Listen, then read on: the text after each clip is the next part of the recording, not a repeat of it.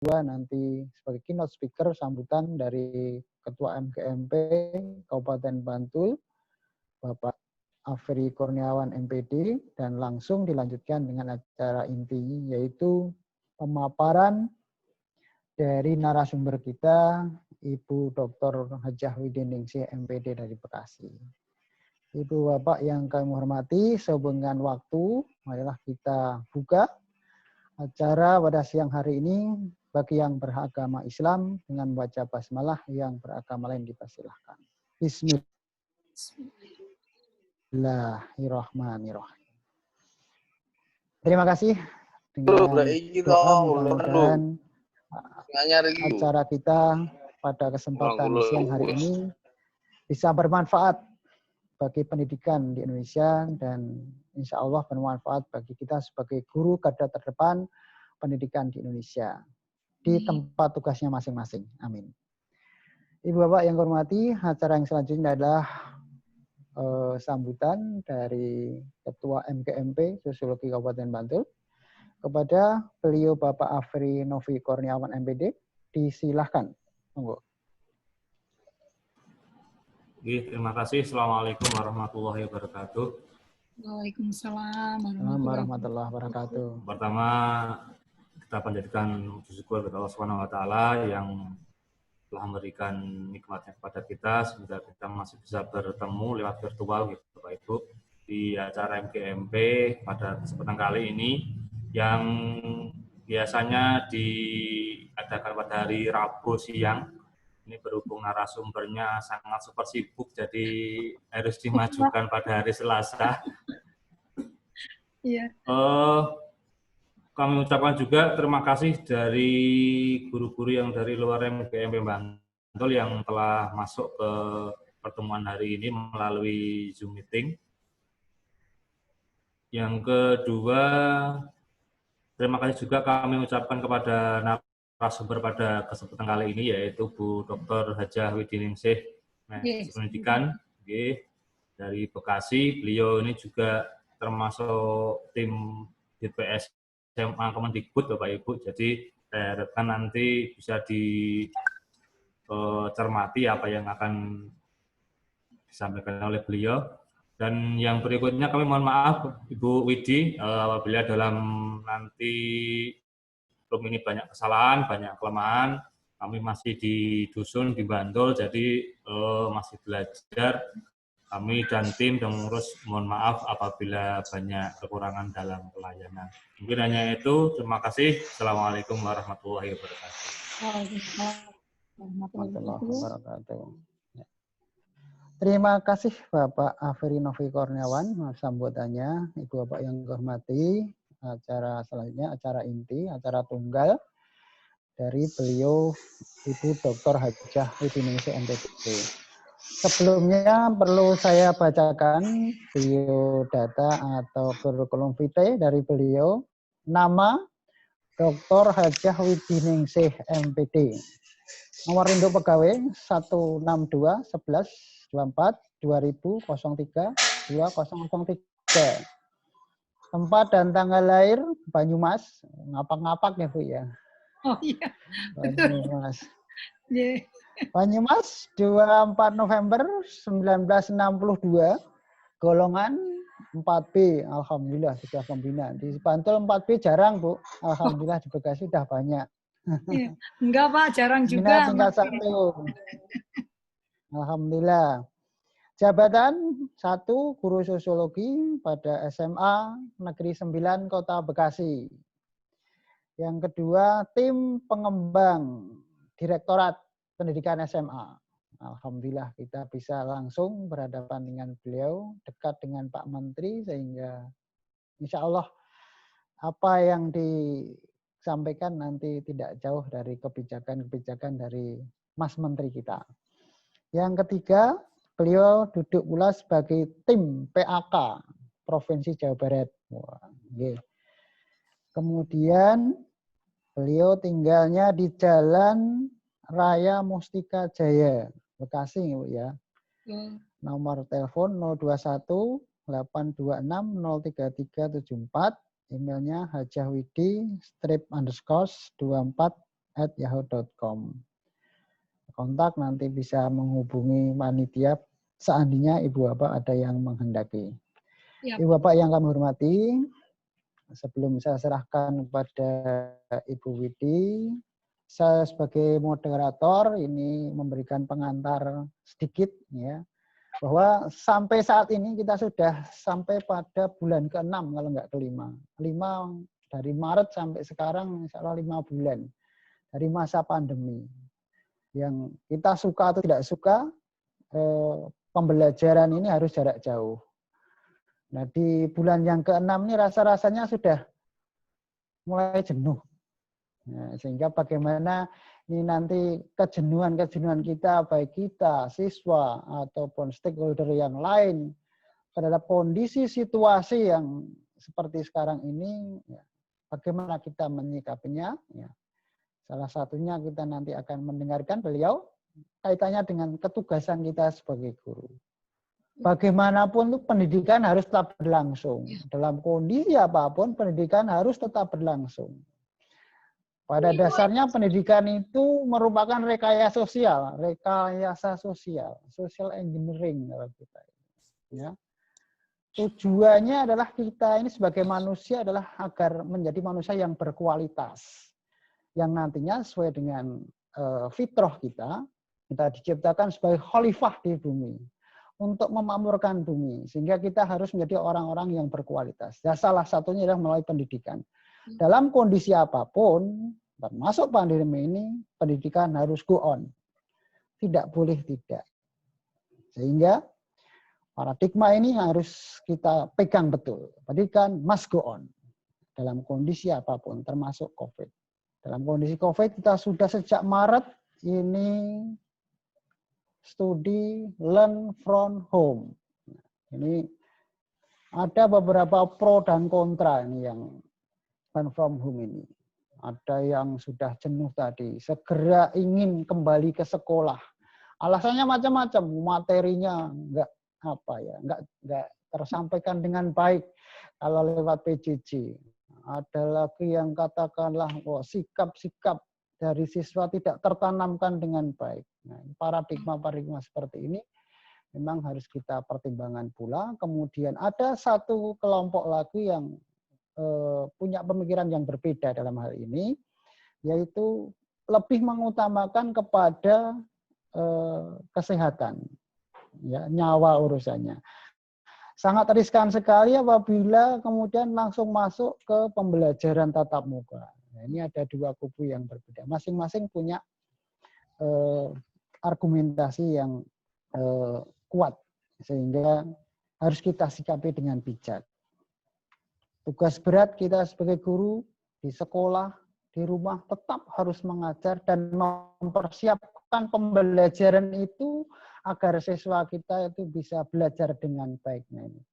Ini yang perlu kita kulik nanti, bagaimana strategi-strategi pembelajaran di era-era seperti ini, ya sudah tanda kutip agak jenuh, kemudian menghadapi new normal, ya, yang old normal kemarin sudah tidak lagi, kita ada kenormalan baru yang berbeda dengan hari-hari pada waktu yang lampau. Nah, ini harus kita pertimbangkan bagaimana strategi pembelajarannya, bagaimana RPP-nya, bagaimana penilaiannya, dan seterusnya. Marilah kita ikuti paparan dari Ibu Dr. Hajah Widiningsih MPD.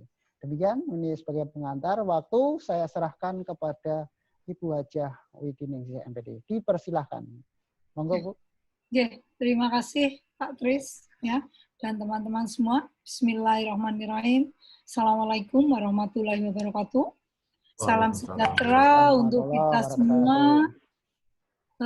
Semoga di situasi yang memang masih tidak menentu ini, kita selalu dalam keadaan sehat, dalam keadaan fun, bahagia, dan kita selalu sukses untuk masa depan. Seperti yang pengantar tadi oleh Pak Tris, bagus sekali, betul. Kita harus menyikapi hal tersebut.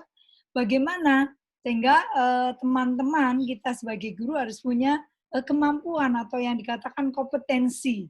Kalau saya lebih ini ke yang disampaikan oleh Bapak Menteri kita tadi, yaitu kemarin 7 tips sebetulnya. Tip, tapi memang harus guru mampu menguasainya. Sehingga dikatakan sebagai kompetensi, boleh juga, atau kemampuan. Nah, untuk lebih dalamnya mungkin nanti Pak Afiri kan lolos itu sebagai peserta ya, untuk nanti pengembangan kompetensi guru yang berbasis siswa atau peserta didik ya Pak Afiri ya. Yang mana, Bu? Yang P4TK kan, yang GTK. Nah, Pak Afiri itu lolos. Nanti setelah itu saya minta ditularkan ke teman-temannya juga. Nah, setelah ikut pelatihan. Oke, nah kebetulan kita sama, ya alhamdulillah saya juga masih memegang sosiologi dan masih konsisten ya di sosiologi itu untuk pengembangan e-modul, untuk apa. Kita bersyukur teman-teman masih di daerah Jawa lah ya, masih bagus, masih walaupun pandemi, tapi kita siswa didik kita juga masih secara akhlakul karimah, kalau kita yang muslim atau pembentukan akhlaknya masih bisa lah kita pantau, masih bisa walaupun sulit memang di kondisi pandemi ini. Tapi nanti kita akan melihat kalau Pak Afiri kemarin makanya minta kebijakan, kita nggak usah bicara kebijakan. Karena kalau sudah bicara kebijakan, yang menentukan kan yang di atas, ya. Nah, kita kompetensi gurunya saja.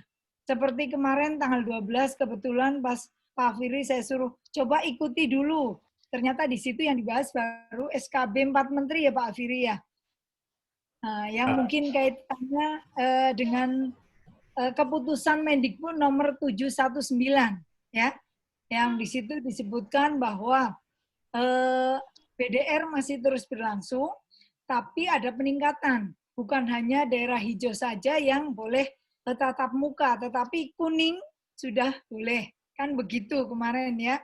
Terus tapi dengan persyaratan yang begitu ketat ya, harus ada kesepakatan antara orang tua dengan sekolah, antara pemerintah daerah, antara dinas pendidikan, itu semuanya harus ada ini. Oke lah, kalau kebijakan itu kita kan mau tidak mau, suka tidak suka harus melaksanakan. Ya, kalau kita sekarang bicara kemampuan yang harus dimiliki guru atau kompetensi, atau yang versi Mas Menteri itu 7 kompetensi dari guru di dalam mengajar di era pandemi ini. Tapi setelah saya kritisi, ternyata itu hanya 7 tips sebetulnya. Makanya saya tulis di ini 7 tips mengajar ya dari Mendikbud di masa pandemi, hubungannya nanti dengan SE nomor 14. SE 14 tahun 2019 itu adalah RPP. Nah, kalau kita bicara, kita masih landasan hukumnya ya, bicara RPP itu SE nomor 14 tahun 2019, maka kita harus mengacu pada Permendikbud nomor 37 tahun 2018, yaitu tentang apa? KD, KI dan KD. Nah, setelah itu baru nanti yang tadi disinggung oleh Pak Tris bahwa mulai bulan Maret kita kan mendadak itu tahu-tahu datang ya musibah begitu. Jadi suka tidak suka, mau tidak mau kita pun harus menyikapi. Dan ada SE Menteri lagi nomor 4 tentang BDR. Itu di bulan Maret. Nah, dalam perkembangannya berjalan 6 bulan ya, sampai ini jalan 6 bulan lah ya. Kemarin turun ya, keputusan Mendikbud atau Kepmendikbud nomor 719 tahun 2020, yaitu tentang aturan-aturan PJJ apa. Tapi kemarin PJJ memang bukan kebijakan, itu hanya strateginya saja. Nah, kemarin WA saya dengan Pak Afiri, Ketua MGMP begitu. PJJ sebenarnya bukan kebijakan, dan beliau di Bogor mengatakan seperti itu, bukan kebijakan saya. Tapi itu adalah solusi atau strategi di masa pandemi ini. Oke, mungkin slide-nya bisa next. Nah, 7 tips tadi ya, setelah kebijakan itu selesai, yang pertama guru itu harus memiliki kompetensi atau tips sebetulnya untuk tidak stres. Karena di masa pandemi ini kan tiba-tiba datangnya. Kita harus mengadakan PJJ. Next saja Bu, ini sudah lewat ini. Ini sudah lewat, mohon maaf ini Bu Martini ya. Oke. Nah, ini juga landasan RPP. Nah, yang ini saja langsung. Nah, di situ makanya ada kata-kata yang pertama adalah jangan stres. Artinya kita sebagai seorang pendidik atau seorang guru itu tidak boleh ada kata-kata jenuh, stres, bahkan sampai ada yang meninggal loh. Betul itu, betul. Kemarin ya di daerah Polewali ada, di daerah Jawa Barat ya, itu juga tadi Jawa Barat pelosok itu ada juga karena ketidaksiapan. Kita sebenarnya semua tidak siap karena datangnya wabah itu tiba-tiba. Makanya di sini dituntut sebagai seorang guru harus memiliki ya kemampuan emosional atau kecerdasan emosional yang tinggi sehingga tidak stres tapi bisa menyikapinya seperti biasa menyikapi, tetapi dengan tetap merangkul orang tua, merangkul peserta didik, itu tidak mudah semudah kita bicara memang. Karena banyak yang satu, kita harus suka tidak suka, seperti Pak Tris juga bilang tadi, kita harus menghadapi, harus menjalani, ya, harus tetap mengadakan atau melaksanakan tugas kita sebagai guru, yaitu untuk mengajar, mendidik, ya, mengantarkan peserta didik kita lagi untuk berubah, ya. Jangan sampai statis anak kita, apalagi kita guru sosiologi, biasanya kan selalu fun, ya, selalu happy, selalu riang, pokoknya anak-anak lebih dekat lah ya dengan kita, bagaimana caranya, sehingga kita harus punya emotional quotient yang tinggi. Jangan sampai stres, tapi tidak semua guru memiliki hal tersebut. Sehingga di sini dituntut, ya, kalau boleh dikatakan kompetensi, ya, kompetensi emotional quotient di situ, kalau dikatakan. Kalau di sini jangan stres adalah tipsnya ya, tipsnya itu satu, jangan stres sebagai seorang guru. Harus tetap bisa menjalani tugasnya dengan cara kita mencari cara yang termudah. Kan kemarin waktu dadakan tidak harus dengan misalnya Google Meet atau misalnya dengan apalagi dengan video atau apa, mungkin kalau di ujung sana itu sulit. Tidak semua daerah internet bisa nyambung. Ya, sehingga bisa luring juga. Bahkan ada guru di daerah yang datang dari rumah ke rumah. Yang penting yang pertama jangan stres saja. Kita sebagai seorang guru, itu kita yang harus kita miliki. Saya rasa semua teman setuju ya. Nah, ini nanti bagaimana ya, kita sendiri yang tahu. Karena kita sebagai guru, sebagai pedalang, sebagai pengatur, ya, sebagai pokoknya semua kita harus tahu, yang tahu di lapangan adalah guru. Nah, yang pertama maka dianjurkan untuk jangan stres. Silahkan menggunakan cara atau metode atau strategi atau trik seperti apa sehingga kegiatan KBM tetap berjalan. Tuh. Dan yang kedua, biasanya kita kan satu kelompok ada 5 atau 7 ya. Nah, ini dibuat saja maksimal 3, satu kelompok 3 siswa atau 3 peserta didik. Sehingga harus mencoba untuk membagi kelompok belajar menjadi lebih kecil. Kemarin diungkapkan oleh Mas Menteri seperti itu.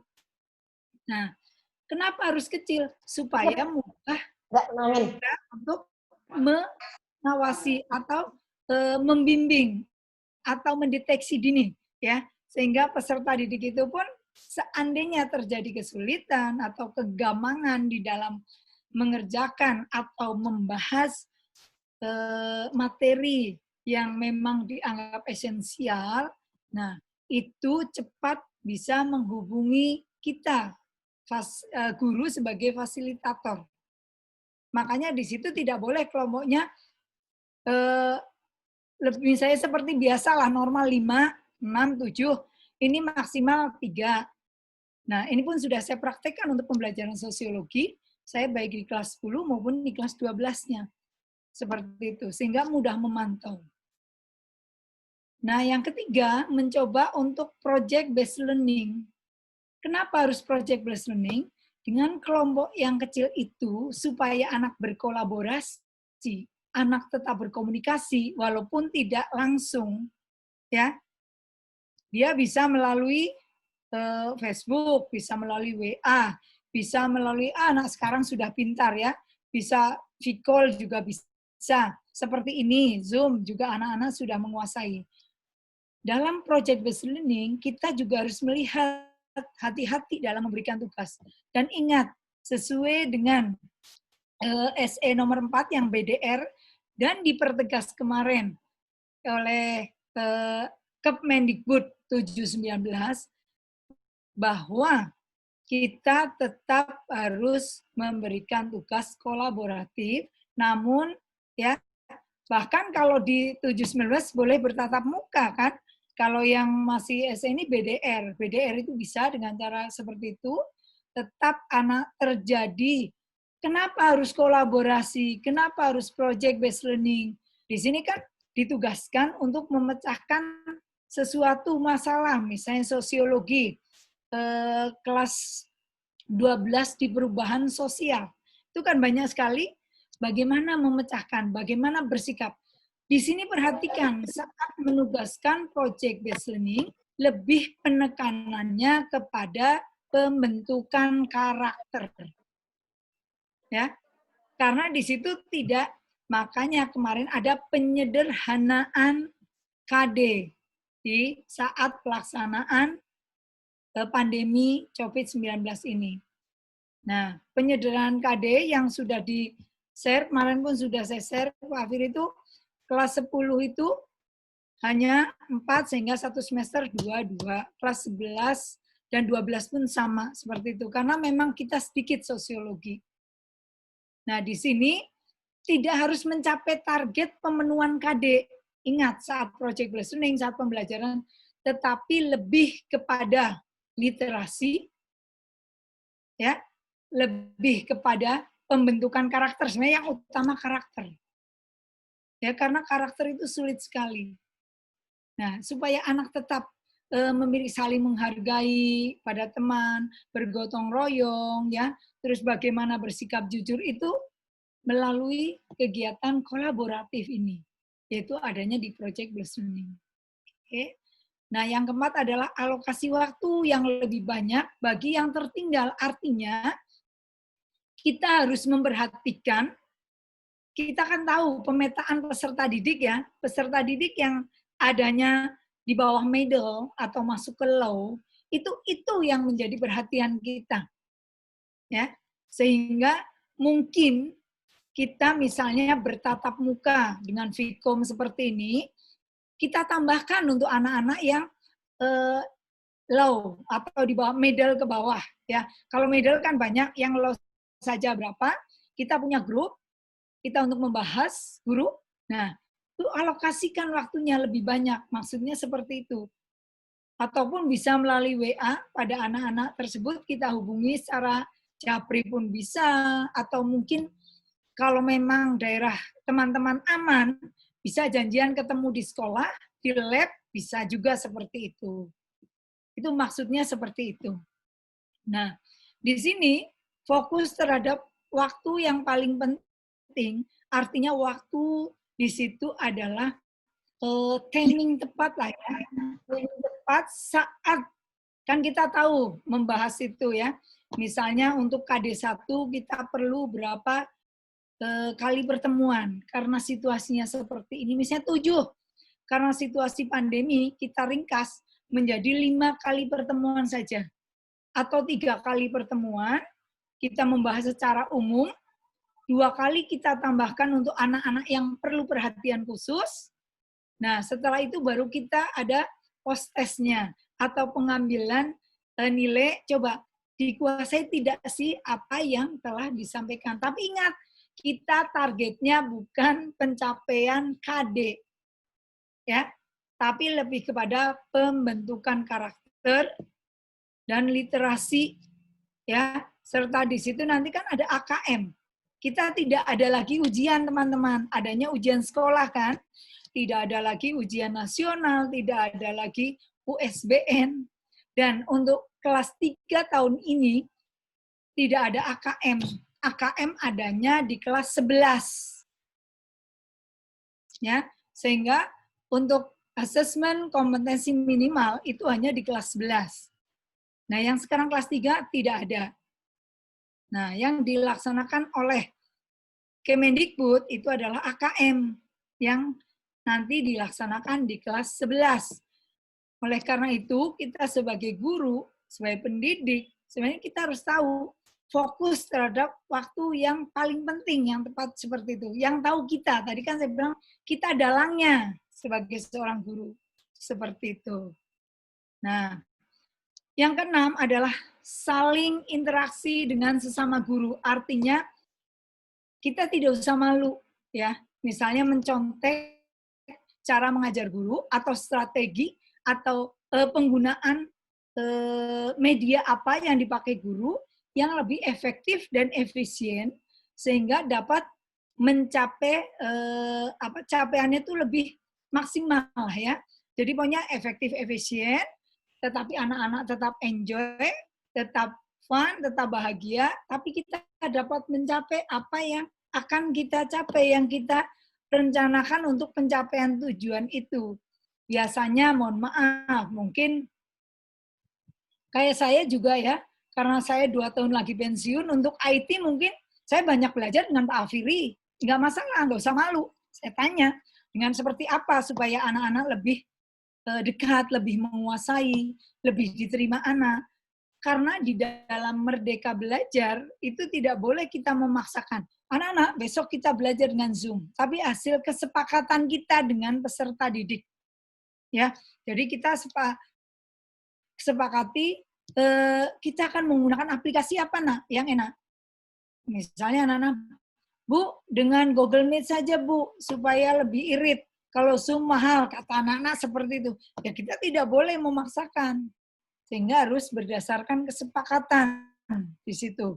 Saya selalu sepakat dengan anak, misalnya ulangan apa saya tanyakan, besok akan menggunakan apa yang kalian inginkan. Karena ingat, kita sebagai fasilitator, jangan kita merasa guru paling ya, tidak.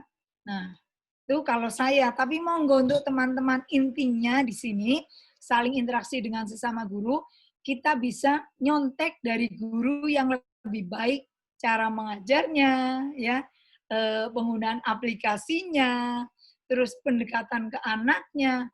Pokoknya sebagai fasilitator di dalam KBM itu, guru misalnya si A lebih bagus, merasa, saya ingin belajar, nggak usah malu.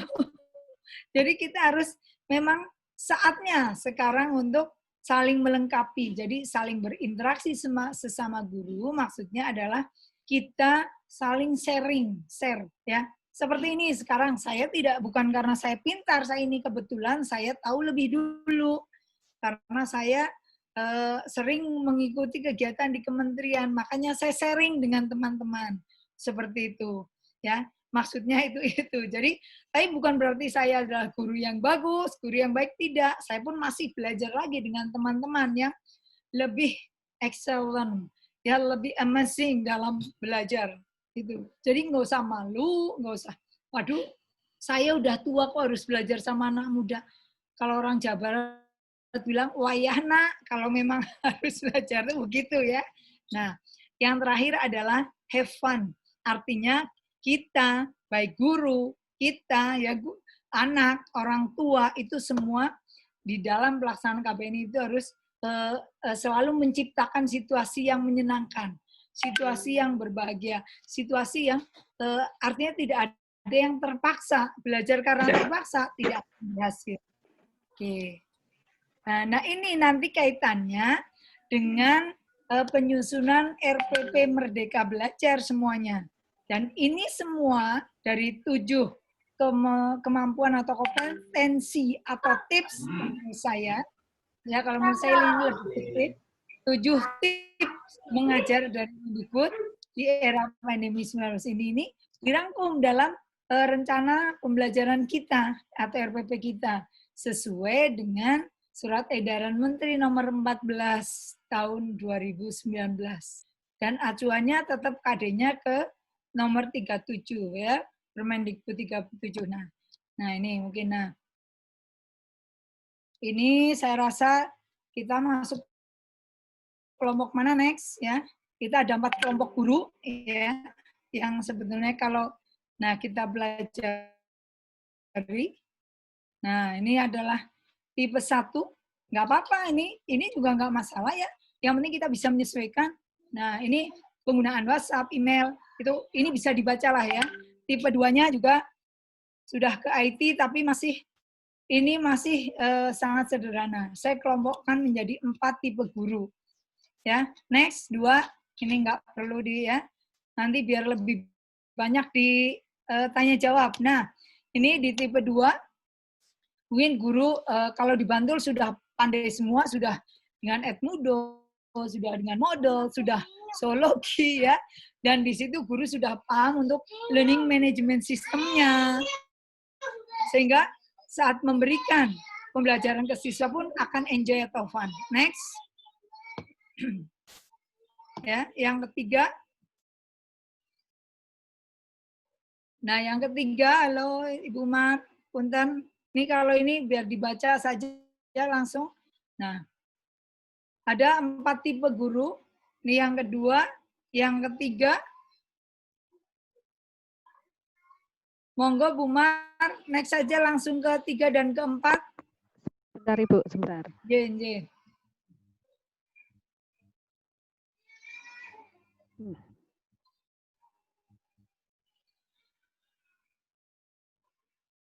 Nah, ini kelompok ketiga. Tadi sudah juga ya melalui plafon LMS ya, sudah mau akhir lah ya. Di situ ada pakarnya Pak Afiri. Next, yang keempat.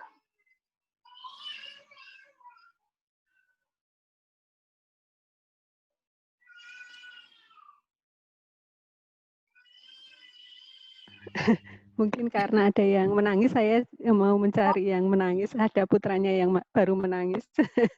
Oh, apa cucu saya kayaknya Bu itu di bawah. Oh gitu, oh ya udah nggak apa-apa Bu. Saya kira, mohon maaf ya. Nggak apa-apa. Nih guru di kelompok tipe 4 inilah yang guru sudah ya. Ini tipe 4 itu sudah terkoneksi dengan siswa dan bisa suasana belajar nih sudah unggul lah dah intinya dalam penggunaan IT ya. Next Bu, kita akan ke bagaimana RPP-nya sih, kayak gitu aja. Oke. Ya, nah, ini diharapkan bahwa nah, ini dia kesimpulannya bahwa momen paksaan masuk ke pembelajaran daring itu janganlah dipandangnya solusi sementara. Ya.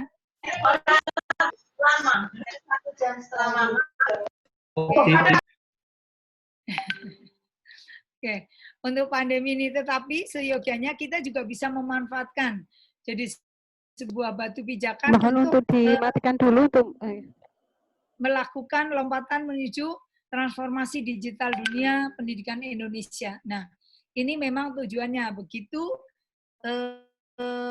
Mas Menteri itu diangkat menjadi Mendikbud yang masih muda, memang jadi tidak mau dipanggil Pak Menteri, maunya Mas Menteri. Memang karena dia memang bidangnya kan teman-teman ya sudah tahu ya, dia adalah owner dari Gojek, dari apa yang semuanya serba online. Nah, kalau kita kemarin saya iseng-iseng juga mengkalkulasi teman-teman.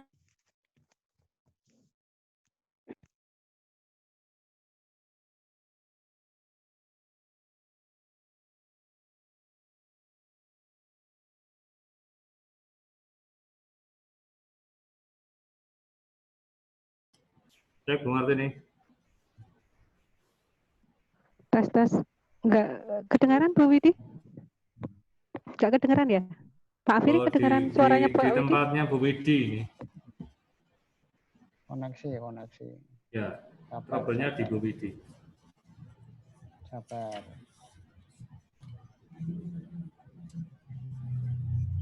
Nah, oke. Next Bu. Sehingga ini memang sangat sebenarnya nanti tidak ada paksaan untuk penggunaan IT sebenarnya. Tadi kaitannya dengan yang 7 tips ya, karena kita ada keterkaitannya. Next, Ibu. Nah, lalu bagaimana caranya? Nah, untuk caranya bagaimana? Ini kita harus menyusun ini nanti, menyusun RPP yang sesuai. Itu seperti itu. Ya. Bagaimana sih caranya? Ya kita sesuaikan. Tetaplah kita berada di mindset kita berpikir untuk di era milenial atau abad 21. Bahwa keterampilan abad 21 tuntutannya namanya Pak berani sekolah, ya, takut Pak Is kenapa-napa nanti. Tuntutan pembelajaran abad 21, ya, saat itu kan ada literasi, ada 4C, ada apa? Pembentukan karakter atau penguatan karakter atau pendidikan penguatan karakter. Jadi tetap kita memperhatikan itu. Jadi harus tetap critical thinking, creativity, ya kan, komunikasi dan kolaborasi tadi saya bilang itu tetap harus ada dan terlihat di RPP kita. Walaupun hanya 1 lembar nanti. Nah, dulu prinsip yang karena kita kaitannya dengan kebijakan yang ada, prinsip PJJ BDR dulu ya yang ada di SE nomor 4 tahun 2020 Maret ya. Itu di sini harus fokus apa? Melayani kebutuhan anak. Jadi fokusnya anak. Nanti di RPP pun seperti itu. Terus adil, artinya latar belakang ekonomi apa? Jangan dilihat. Yang kita layani semua latar belakang ekonomi. Dari top, Lagi ya, sembako middle, ya? dan low. Nah, ada kejelasan atau memberi kemudahan kepada peserta didik maupun pada guru itu sendiri. Terus fleksibel, sehingga dilarang memaksakan penuntasan kurikulum dan fokus pada kecakapan hidup di situ. Ya, itu harus fleksibel dan kolaboratif. Tadi sebenarnya ini udah dibahas semua. Lintas mapel bisa melibatkan orang tua, bisa dengan guru lain kita bekerja sama, atau mungkin nanti dikenal mungkin sudah ada yang bisa membuat RPP STEM, ya, sosiologi itu dengan KWU bisa, dengan ekonomi, ya, dengan bahasa Indonesia, nanti bisa lagi dikaitkan dengan misalnya apa yang sesuai, materi apa yang sedang dipelajari di situ. Ya, jadi lintas atau melibatkan mapel-mapel lain. Sehingga nanti kemarin saya juga pernah ngisi di Semarang, ada guru sosiologi dari Prambanan, ya.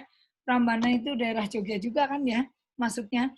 Itu sudah itu saya suruh membuat STEM, ya, jadi RPP STEM. Apakah bisa? Satu bisa, nanti dikolaborasikan di situ. Nah, di situ tetap memperhatikan karakter juga. Ini semua sebenarnya sudah dibahas tadi di depan. Sehingga mandiri, tanggung jawab, disiplin, religius, di situ harus tetap diperhatikan. Nah, bagaimana tool yang diperlukan atau alatnya? Sehingga plafonnya harus di situ, teman-teman bisa bacalah ya, kalau yang ini. Sehingga toolnya harus bervariatif. Presentasi di situ disinkronus, yang variatif, medianya pun untuk memberikan bahan ajar. Di situ ingat tidak boleh memaksakan kehendak guru. Ingat kita berada di era merdeka belajar. Sehingga tidak ada paksaan lagi. Kita walaupun sebagai seorang guru harus dikomunikasikan, diinteraksikan dulu dengan peserta didik. Seperti itu. Oke, next.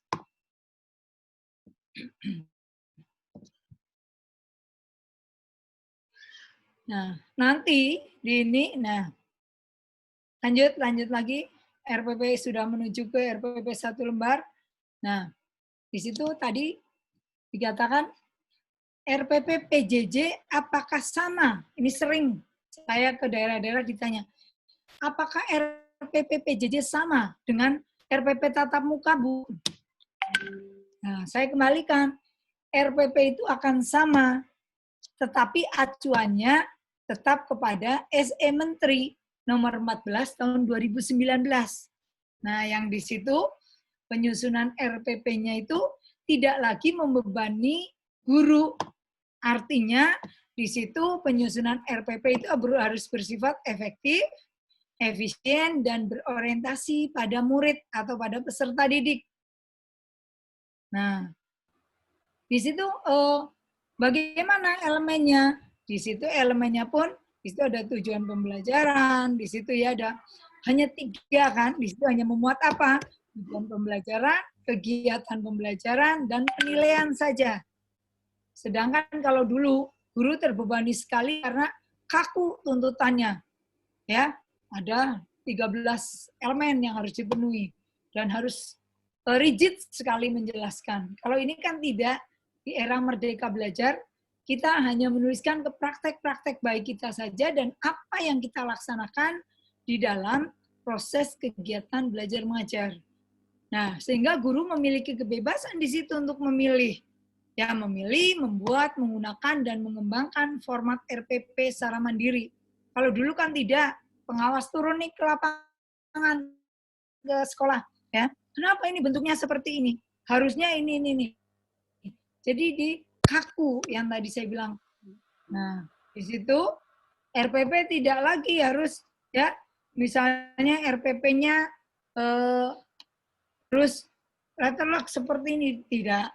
Jadi terus bagaimana untuk menentukan RPP yang baik seperti apa, ya, yang benar seperti apa? Yang benar adalah yang tadi saya bilang, sesuai dengan Surat Edaran Menteri Nomor 14 2019, ya.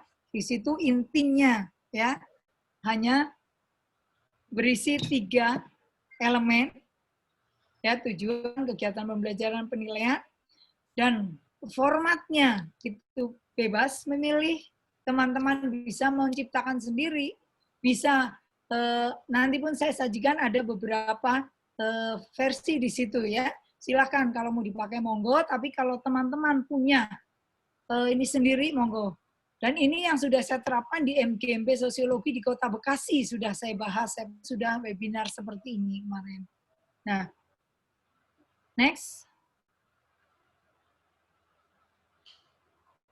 Nah, nih yang tadi saya katakan bahwa RPP lalu itu ada 13 komponen yang lalu, yang menyita waktu. Saat menulis kita menyita waktu, bahkan kadang ada yang 1 KD itu sampai buat 7 kali pertemuan, sampai 100 sekian lembar, atau pokoknya lebih dari 20-30 lembar, banyak sekali, ya.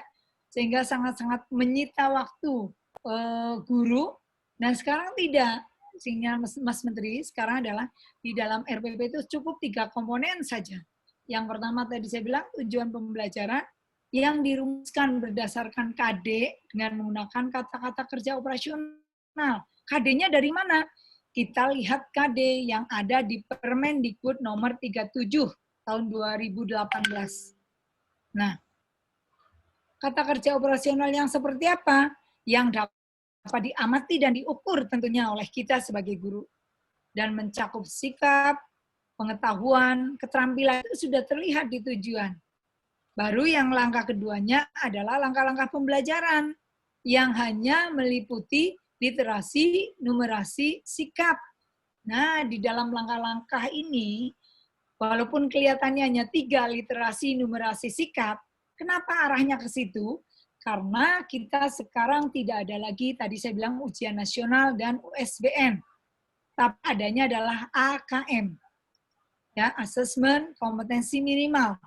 Jadi numerasi di sini bukan numerasi matematika. Literasi di sini bukan literasi bahasa Indonesia. Tapi dari semua mapel kita ramu, kita gabungkan. Ya, Pak Slamet sosiologi dari Cilacap juga kemarin sudah mencoba membuat soal, ya, untuk AKM tuh sosiologi, tapi dikaitkan dengan semua, sudah dikirim ke saya kemarin, sudah saya baca, sudah bagus semuanya, sedikit saja revisi lah, ya. Di situ di langkah-langkah pembelajaran di literasi, numerasi, sikap itu nanti harus tergambar tuntutan pembelajaran keterampilan abad 21 yang tadi saya bilang. Yaitu adanya ya, literasi jelas, ada 4C, dan ada pengembangan pendidikan karakternya. Seperti itu. Bagaimana penilaiannya? Tetap di RPP tersebut juga kita menilai sikap, pengetahuan, dan keterampilan. Walaupun tuntutan untuk dinilai rapot, kita hanya pengetahuan dan keterampilan. Tetapi secara tidak langsung tetap kita menilai sikap. Yang akhirnya nilainya nanti diberikan kepada wali kelas dan kepada BK di sekolah tersebut sebagai pertimbangan saat anak akan kelas atau akan next. Nah, ini RPP biar nanti teman-teman bisa praktek. Next Bu Martini, Bu Mar. Sebentar Ibu, nggih. Sebentar Ibu.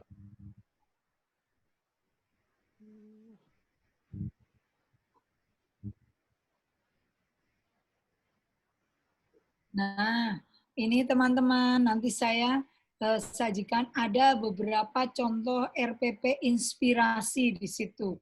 Jadi formatnya seperti apa? Monggo nanti teman-teman cermati di situ. Ya, mana yang cocok, mana yang teman-teman sukai, tidak ada paksaan. Jadi di sini tidak ada yang salah. Yang salah siapa? Yang tidak membuat atau menyusun RPP untuk persiapan kegiatan pembelajaran, walaupun kegiatan pembelajaran dilaksanakan secara PJJ, ya, bisa luring, bisa daring, silahkan. Nah, ini next ada 7 kalau nggak salah ya, ini nanti teman-teman bisa lihat. Nah, ini ada 4. Ini hanya contoh-contoh saja. Monggo next lagi. Nah, biar nanti teman-teman kritisi sendiri. Nah, nanti ini intinya saat pembuatan praktek pembuatan RPP, tetap teman-teman harus melihat sumber buku, ya. Jadi harus disiapkan sumber buku yang biasa dipakai. Di situ terus siapkan KD nanti 3.1 berpasangan maksudnya. Dimulai dari 3.1 pasangannya dengan 4.1 yang dilihat di Permendikbud 37 ya, yang tadi saya bilang 2018. Tentunya akan diketik dengan laptop dan amati RPP inspirasi, pilih salah satu dari RPP atau ide sendiri monggo. Saya hanya memberikan gambaran, saya dengan teman-teman MGMP kemarin, MGMP Sosiologi Bekasi, hanya memberikan gambaran untuk teman-teman guru yang lain. Jadi monggo, ini sebenarnya seperti apapun tuh bisa atau boleh, benar ya. Nah, nanti tinggal atau mau menciptakan dengan ide sendiri monggo. Baru teman-teman bisa membuat RPP yang disederhanakan, yang pastinya harus dipakai oleh teman-teman sendiri. Misalnya, saya membuat RPP saya, ya mesti saya pakai apa yang saya lakukan, artinya seperti itu. Jadi bukan membuat RPP tapi ngawang-ngawang. Atau RPP-nya orang misalnya ambil dari internet. Kan RPP-nya ngawang-ngawang ya kalau orang Jawa bilang. Belum tentu itu teman-teman melakukannya. Tapi hanya mengambil, oh yang dilakukan orang di sana. Nah, itu artinya tidak seperti itu. Tapi menyusun RPP yang disederhanakan, artinya cukup 1 lembar itu betul-betul dilakukan atau kegiatannya, langkah-langkah pembelajaran dilakukan di teman-teman saat PJJ ini, ataupun nanti setelah, karena kan kita nggak tahu sampai kapan ya, mudah-mudahan aja, katanya Bekasi Oktober justru mau buka ini. Ya. Nah, dan nanti baru yang ke-6 dikumpulkan, kumpulan RPP pasangan KD.3.4, itu nanti dikumpulkan oleh teman-teman sendiri, atau bisa dibuat oleh MGMP, dengan cara, tapi harus sesuai dengan situasi kondisi sekolah masing-masing teman. Kalau di Bantul saya rasa tidak beda lah ya, tidak beda terlalu jauh karena perbedaan wilayah kecamatan kelurahan mungkin masih bisa, sehingga nanti Pak Afiri sebagai ketua MGMP bisa menugaskan mungkin pengajar kelas 10 membuat RPP kelas 10. Ingat, RPP bukan hanya 1 lembar, RPP-nya memang 1 lembar, tapi lampiran sampai kepada lengkap penilaian. Ya, sampai lengkap pada penilaiannya. Jadi ada ringkasan materi, ada syukur-syukur modul. Terus, oke, nah ini pembelajaran di era new normal. Ini teman-teman semua paham lah ya. Di era new normal ini tetap KD tidak berubah, sehingga RPP pembelajaran tatap muka dan PJJ itu sama, acuannya tadi ya, Permen nomor SE nomor 14, sorry. Ya. Dan di sini tetap harus menjaga ini social distancing, ya, offline maupun online learning. Di sini ada periode di sekolah berkurang, jelas. Mungkin ada di sekolah yang sekarang 1 minggu 2 kali datang ke sekolah, itu boleh, asal di area hijau sampai kuning, sesuai dengan Kepmendikbud 719, area kuning boleh masuk. Nah, sekarang arahan literasi dan kecakapan hidupnya tetap. Sehingga di sini nanti akan tercapai di sini. Nah, intinya kita ada peningkatan literasi digital, ya. Penyiapan sumber jelas. Penyediaan sarana kesehatan harus. Peningkatan kompetensi guru harus. Tuh. Nah, nanti untuk lebih mantapnya setelah Pak Ifiri ulang pelatihan. Oke, next. Nah,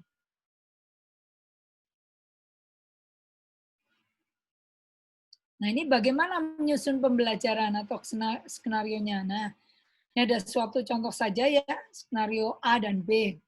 Ini lengkap pembelajaran terstruktur. Misalnya, ini contoh, ini tidak harus seperti ini. Jadi kegiatan dan tugas, misalnya, ini seperti ini. Ya, ini ditulis nanti teman-teman. Fasilitasnya, misalnya memberikan panduan pada murid. Nah, ini apa, tapi ini ditulis, tapi betul-betul ini dilakukan. Maksudnya seperti itu. Ya. Jadi next, ini hanya contoh saja. Biar nanti tanya jawabnya lumayan ya. Nah, di penilaiannya. Penilaiannya seperti apa? Nah, penilaian itu harus direncanakan, diletakkan dalam kegiatan ya. Dan silakan penilaian menurut teman-teman itu seperti apa. Tapi ingat, di sini karena kita adalah orientasinya pada peserta didik atau siswa, dan di sini adalah merdeka belajar, tolong perhatikan penggunaan kata-katanya saat kegiatan, langkah-langkah kegiatan pembelajaran. Jangan diawali guru berdiskusi, misalnya guru memberikan tugas, tidak, tapi ini hanya saran ya, karena memang penggunaan kata itu sangat menentukan. Diawalilah dengan peserta didik. Kenapa harus peserta didik bukan siswa? Karena yang ada di permen itu kata-kata peserta didik, sehingga kita adopsi ke kegiatan pembelajaran kita. Peserta didik bersama guru, misalnya mendiskusikan apa. Nah, di sini lihat saat memberikan penilaian. Ya, di sini kan pengelolaan pembelajaran. Penilaian itu dilakukan saat proses pembelajaran dan pada akhir pembelajaran. Formatif dan sumatif. Dan yang teman-teman perlu ingat juga, saat membuat soal. Kita ingat bahwa saat Pak Habibie masih jadi presiden pernah mengusulkan untuk UN adalah PG dan urean. Kenapa? Karena untuk membalanskan cara berpikir, ya, kalau ini tuntutan abad 21, itu adalah berpikir otak kanan dan otak kiri, atau biasa disebut divergen dan konvergen. Divergen itu adalah pengembangan untuk peserta didik itu bisa mengembangkan imajinasinya, sehingga biasanya dengan soal-soal urean. Nah, konvergen itu biasanya langsung menyimpulkan atau memilih, sehingga saat mengadakan atau membuat tool penilaian, ya, itu juga kita sebagai seorang harus memperhatikan itu. Berapa persen untuk pengembangan divergen, pengembangan konsep berpikir divergen, dan berapa persen pengembangan berpikir secara konvergen. Nah, itu dengan penggunaan soal saat proses maupun akhir, formatif atau sumatif. Makanya sekarang dianjurkan selalu menggunakan soal PG dan urean. Maksudnya seperti itu. Kalau kita bicara soal HOTS, itu lebih ke divergen sebetulnya. Karena anak diajak untuk menganalisis. Ya, analisis konteks sehingga bisa menyimpulkan, sehingga apalagi sosiologi itu kan kasus-kasus yang terjadi di kehidupan masyarakat, ya, sehingga di situ mohon maaf nanti teman-teman guru perlu difikirkan, ya, perlu difikirkan juga bagaimana guru akan menilai hasil pembelajaran, yaitu maksudnya, sehingga pada akhirnya metode penilaian yang digunakan itu akan dapat dilaksanakan sesuai dengan tujuan pembelajaran yang kita tentukan sendiri, sehingga nanti menemukan keseimbangan antara mana yang apa yang efektif, apa yang tidak, sehingga di dalam pembelajaran jarak jauh pun tetap kita memperhitungkan itu, ya. Jadi penilaian itu tidak boleh hanya kan yang mudah buat soal kita buat urean saja semua, tidak. Seperti itu. Begitu pula nanti di AKM, ya, di asesmen kompetensi minimal itu juga ada isian singkat, ada anak suruh menceritakan, ada itu pengembangan maksudnya ke situ. Tetap kepada konteks keterampilan abad 21. Oke. Sehingga yang diperlukan guru tadi sudah formatif sumatif ya. Oke, next.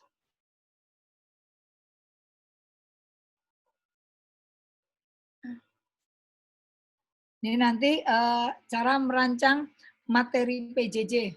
Oke, next.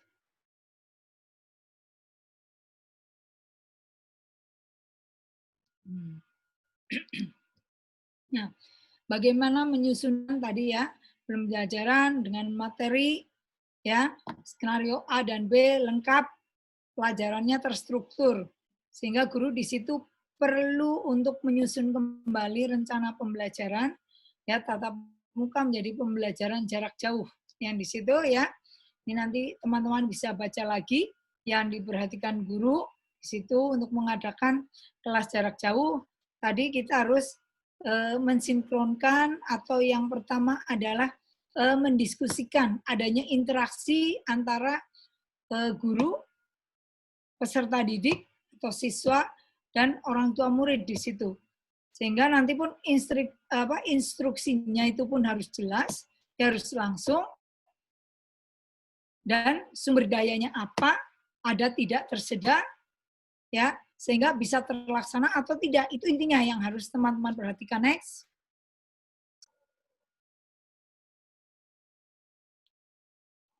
Nah, ini medianya, ya. Contoh saja misalnya yang biasa dipakai oleh teman-teman guru biasanya adalah ini, ya Google Classroom. Ya, ini juga sudah biasa streaming di YouTube, puisi juga, ya. Blog pribadi bisa, dengan presi video bisa, dan lain-lainnya. Banyak sekali sekarang. Oke, next.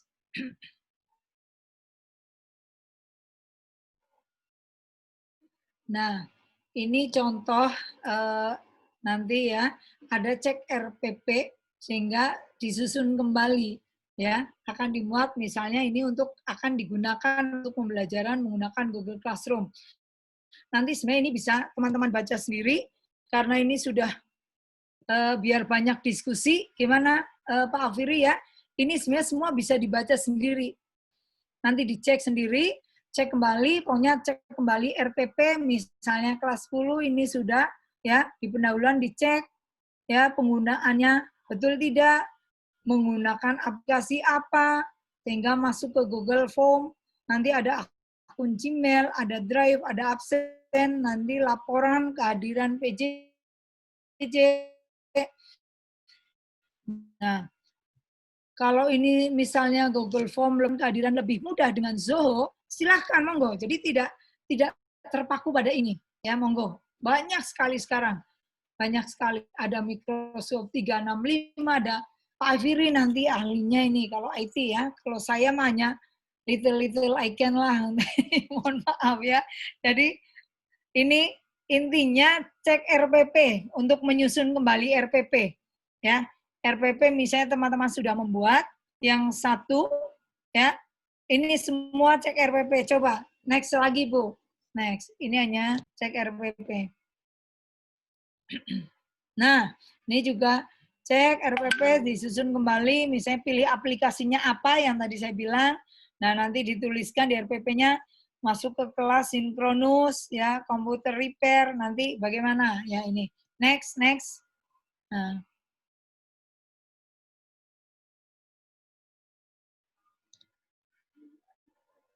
Nah, ini masih sama cek RPP ya untuk menyusun kembali, memilih cara. Di situ misalnya tidak membuat sendiri, ya boleh. Misalnya tidak membuat sendiri, misalnya memirsa video secara sosiologi, ambil durasi berapa menit. Ini sama seperti tadi Bu. Next.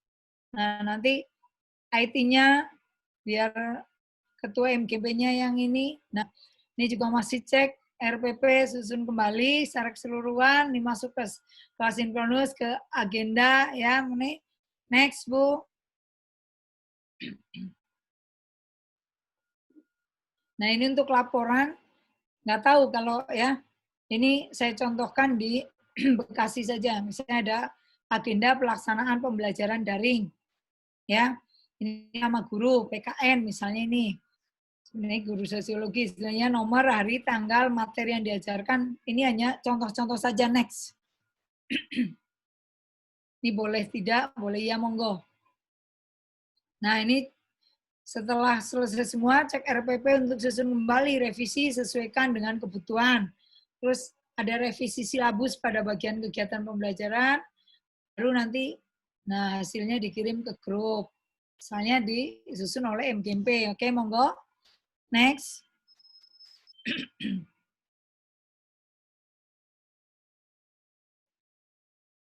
Nah, di sini ada hanya contoh, ini pra pembelajaran. Ya, pra pembelajaran misalnya siapkan nomor telepon ini karena harus ada kerjasama dengan orang tua yang tadi saya bilang. Ya, ada orang tua atau wali, ya dengan peserta didik, ya misalnya dibuatnya peserta didik dan misalnya grup WhatsApp ada seperti itu. Ini persiapan-persiapan biasalah untuk PJJ kita, untuk pembelajaran PJJ. Dan ini misalnya tatap muka virtualnya, ini undangan LMS-nya, di sini adalah UC pembelajarannya seperti ini. Next, ini bisa dibaca, nanti monggo. Ini pun hanya contoh-contoh saja. Nah, ini di penutup. Jadi intinya, semua tadi itu dalam pengembangan RPP yang memperhatikan SE Mendikbud 14 2009 dengan rujuk pada Permendikbud 22 tahun 2016 dan memperhatikan Permendikbud ini adalah KDKI. Ya, naskah ini dapat dipergunakan oleh guru, kepala sekolah, pengawas sekolah, instansi terkait untuk melaksanakan ya tugas pokok dan fungsi masing-masing. Ya, sehingga dengan demikian diharapkan dapat menjadi bagian yang penting dalam mewujudkan semangat merdeka belajar. Itu saja mungkin ya. Nanti silahkan kalau masih ada yang ingin didiskusikan, monggo kita cari jalan keluarnya bersama. Oke, terima kasih, sehat, bahagia, dan sukses selalu untuk Guru Merdeka, maju bersama, hebat semua. Ikhlas berbagi lerma itulah ya dari Direktorat PSMA, motonya seperti itu. Terima kasih. Mohon maaf, monggo. Sekarang kita lebih ini ke diskusi saja, masih ada waktu 45 menit.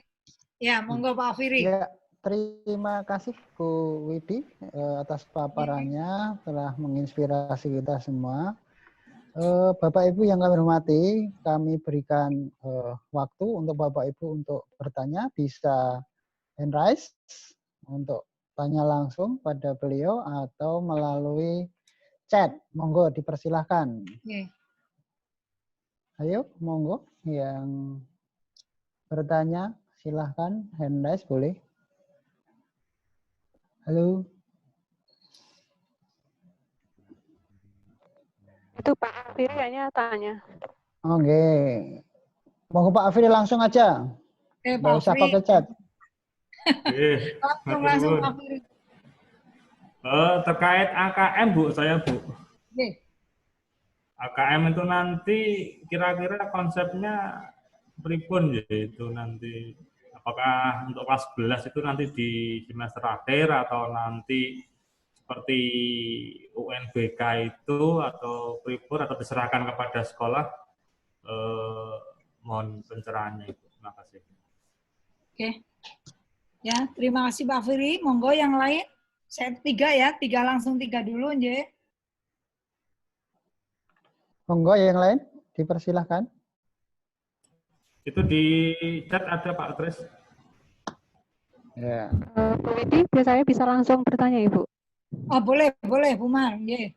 Monggo. Ya. Ibu, sekarang kondisinya saat ini yang saya alami itu adalah bahwa siswa itu saya sudah menggunakan berbagai macam, tapi ada juga siswa yang kemudian dia tidak hadir untuk pada waktu KBM. Pada waktu daring itu. Terus saya sebagai seorang guru, itu apa yang harus saya lakukan, Bu? Saya sudah menggunakan berbagai macam cara agar anak ini bisa mengikuti pelajaran saya. Tapi kadang ada juga anak yang kemudian dia tidak tidak mengikuti. Padahal saya cuma menyampaikan misalnya saya ingin menyampaikan materi, itu aja ada juga anak yang dia tidak mengikuti. Kemudian saya sebagai seorang guru dengan adanya seperti ini, apa yang harus saya lakukan, Ibu? saya di sini saya mengalami suatu kebingungan Ibu. Matur nuwun Ibu. Sami-sami Ibu Mar. Ya, monggo satu lagi biar sekalian sesi 1. Ya, silahkan. Satu lagi penanya. Ayo, monggo. Halo, Satu lagi. Assalamualaikum. Waalaikumsalam. Monggo, silahkan. Halo, Ya. Bu Widi masih ingat saya? Oh, Ini Bu Bu Sri, Sri. masih Bu Sri. Nggih. Apa kabar Bu Sri? Ya, waktu ketemu Alhamdulillah, baik. di hotel apa Jogja nggih? Iya, sehat Bu. Alhamdulillah. Alhamdulillah Bu Sri nggih. Kapan ke Alhamdulillah. Jogja lagi? Nanti kalau itu nggih. Bu Sri udah lama sekali ya. Iya. Kalau Gimana, mau Bu tanya, Ya. Bu, kalau itu yang di RPP ada 3 langkah, itu kalau untuk yang media itu ditaruh di mana ya Bu? Ini adalah tujuan, kemudian langkah, kemudian untuk media. Apakah itu media menggunakan, terutama yang PJJ ini, itu ditaruhnya di mana? J, matur suwun. Sami-sami. Salam buat teman-teman, G. Amin, Waalaikumsalam. Nanti saya sampaikan. Monggo, langsung Bu Widi. Terima kasih Pak Tris. Langsung Pak Firi. Kaitannya tadi dengan AKM betul, karena sekarang tidak ada lagi untuk UN dan USBN. Dan anak kelas 3 sekarang itu tidak ada UN, tidak ada USBN, dan tidak ada AKM. Ya, adanya hanya ujian sekolah, karena AKM dilaksanakan di kelas 11. Nah, 11 itu ada di semester 1 nanti, akhir semester 1. Kenapa kok adanya di situ? Supaya ada hasil penilaian itu untuk introspeksi guru untuk memperbaiki proses pembelajaran di kelasnya. Nah, seperti itu. AKM itu ya tidak sesuka hati sekolah, tetapi nanti ditunjuk oleh dari Puspendik atau Pusmenjar sekarang. Dulu kan Puspendik ya, sekarang namanya adalah Pusmenjar, jadi pusat penilaian itu. Nah, soal sekarang sudah mulai digodok, sudah mulai itu tadi yang seperti saya bilang Pak Firi, literasi tidak bahasa Indonesia artinya bukan hanya bahasa Indonesia membaca, tidak, literasi itu digabung dari semua mapel. Gitu. Sosiologi pun dikemas nanti, tetapi tidak pure mapel sosiologi saja. Jadi namanya ya asesmen kompetensi minimal. Kenapa dikatakan minimal? Karena hanya 3 tadi, hanya literasi, numerikal, karakter di situ yang diukur itu. Tapi dalam literasi dan numerik itu, numerik tidak artinya matematika, bukan. Bisa juga dikaitkan dengan kasus sosial nantinya. Ya, COVID misalnya ini, masalah pandemi COVID. Bisa itu nanti, sudah ada soalnya, dirangkai soalnya, menjadi masalah sosial yang menelan sekian ribu jiwa manusia, kaitannya nanti dengan geografi di suatu tempat, ya Pak. Itu semua terangkum di dalam soal-soal AKM. Makanya, tadi saya bilang, saat kita mengadakan penilaian, baik proses, formatif atau sumatif, kita itu harus bisa mengukur atau mengajak peserta didik untuk menganalisis dengan cara memperhatikan kemampuan berpikir manusia secara divergen maupun secara konvergen. Begitu Pak Firi di AKM ini tadi. Jadi konsepnya seperti apa? Konsep Pusmenjar seperti itu, supaya anak-anak Indonesia itu pandai menganalisis. Itu kenapa lahir AKM? Karena di dalam penilaian PISA tahun kemarin, Indonesia itu daya serap baca dan numerikal atau literasinya itu sangat rendah. Makanya itu sekarang harus kita dari semua guru mapel itu bisa ya mengajak peserta didik untuk berpikir secara kreatif ya. Jadi bisa, makanya ada RPP STEM tadi karena arahnya ke sana. Sebenarnya ada nyambung antara misalnya sosiologi nanti itu di kelas 12 terutama. Kan ada pemberdayaan komunitas berbasis lokal. Itu nyambung dengan pembelajaran PKWU. Di situ. Nah, kita bisa kerjasama dengan PKWU, dengan ekonomi, di situ dengan guru bahasa Indonesia itu penggunaan kata-kata bermakna. Nah, saya tegaskan lagi saat penyusunan RPP juga tadi, jangan diawali dengan kata-kata guru. Tapi hendaklah kata-kata peserta didik.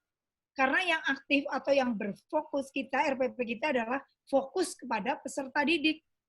Nah, nanti Pak Afir akan saat pelatihan di Gembleng itu bahwa kita harus kompetensi guru di dalam memberdayakan peserta didik itu seperti itu. Jadi nanti peserta didik bersama guru misalnya, ya.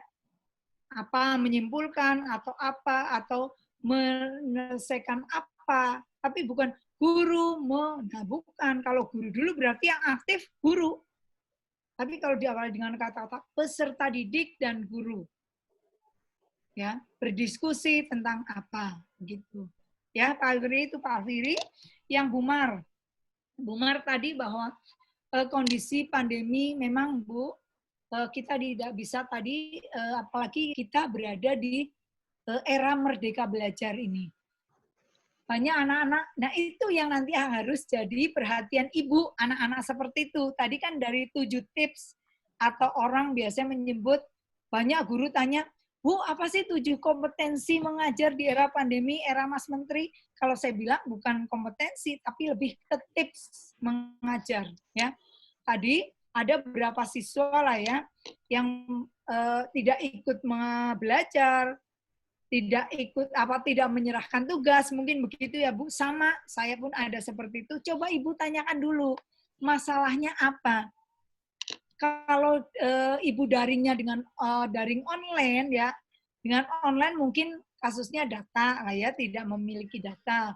Tapi kalau luring atau kita hanya dengan menggunakan WhatsApp atau mungkin tugas modul atau bagaimana ya, itu berarti ada masalah anak-anak yang memang yang tadi low, yang di bawah ya.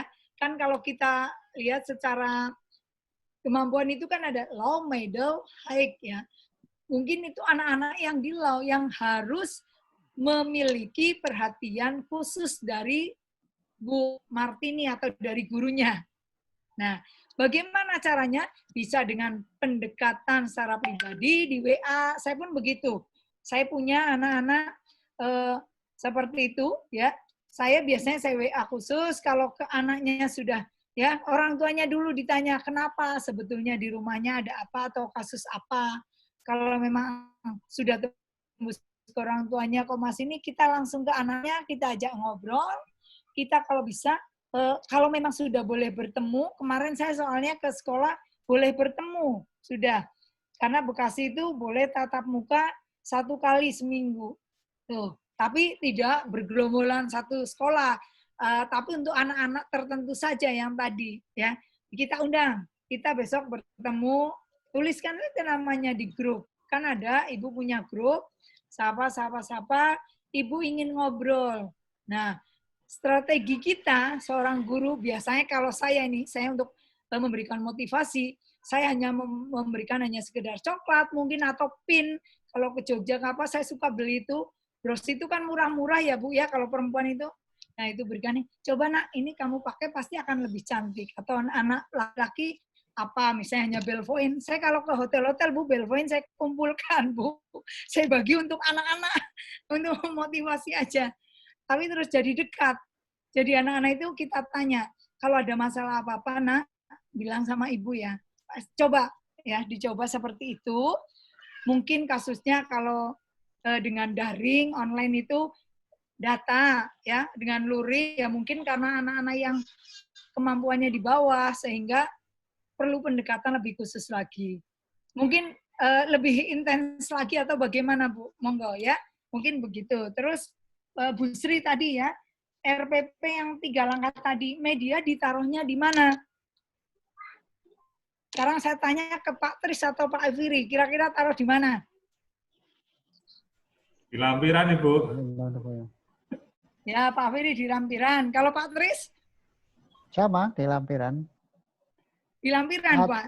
Atau di kegiatan itu kan yang muncul melalui dengan apa gitu.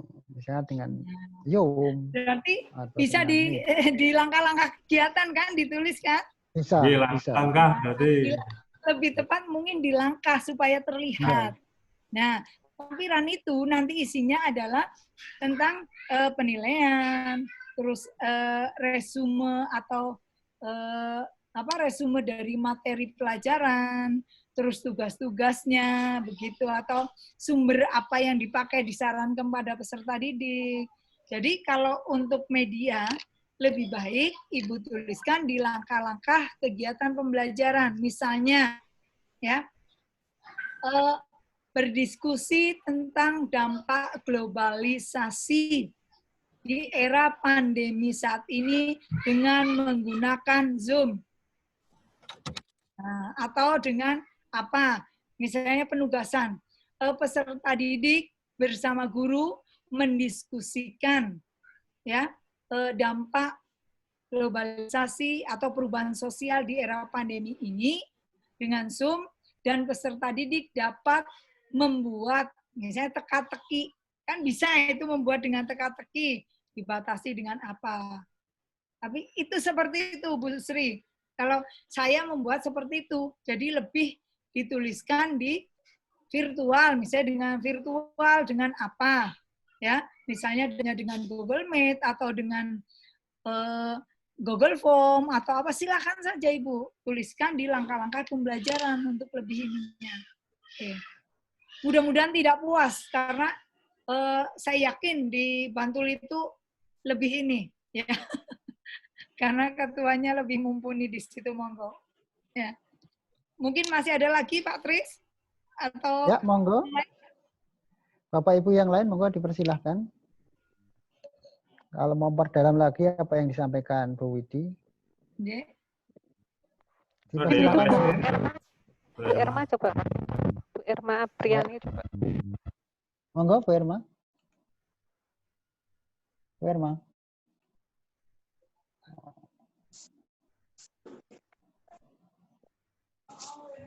Bu Siti Rahayu.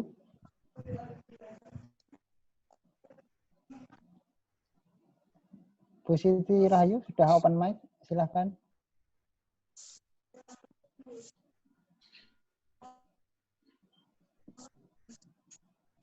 Halo?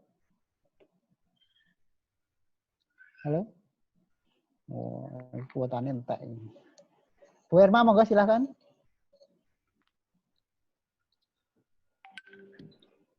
Bu Irma Apriani. Assalamualaikum Pak Tris. Ya, monggo Pak Mujimin duluan. Ya, terima kasih Pak Tris dan Ibu pembicara. Saya menanyakan, apakah belajar dengan suasana yang menyenangkan itu untuk saat sekarang ini identik dengan penguasaan aplikasi IT yang beraneka ragam? Terima kasih. Oke, sami-sami. Monggo langsung Bu. Atau masih ada? Ditampung dulu. Masih ada? Ya. Sambil nunggu Bu, silahkan dijawab dulu aja. Sambil nunggu. Oke, sambil nunggu. Tadi Ya. Pak Mujimin, ya. Yes. Terima kasih Pak Mujimin. Tadi bertanya, apakah belajar dalam suasana menyenangkan di situasi pandemi C-19 ini identik dengan penggunaan aplikasi yang beragam? Maksudnya begitu mungkin, ya? Nah, bisa iya, bisa tidak, Pak. Iya, apabila aplikasi tersebut sama-sama kita kuasai antara guru dan peserta didik.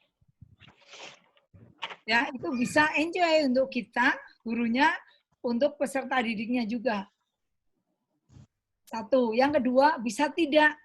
Karena dengan penggunaan aplikasi online, biasanya peserta didik berat dengan kuota atau datanya.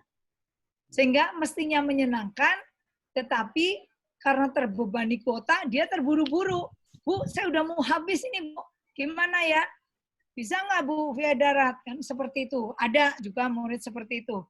Yang ketiga, untuk bagaimana menyiasati supaya belajar menyenangkan, tetapi memang tidak membebani atau win-win solution, baik guru maupun peserta didik. Biasanya, mohon maaf ini ya, memang kita perlu 1 minggu sekali bertemu secara daring atau virtual. Tapi dilanjutnya di darat dengan menggunakan WA. Ya, WA bagaimana?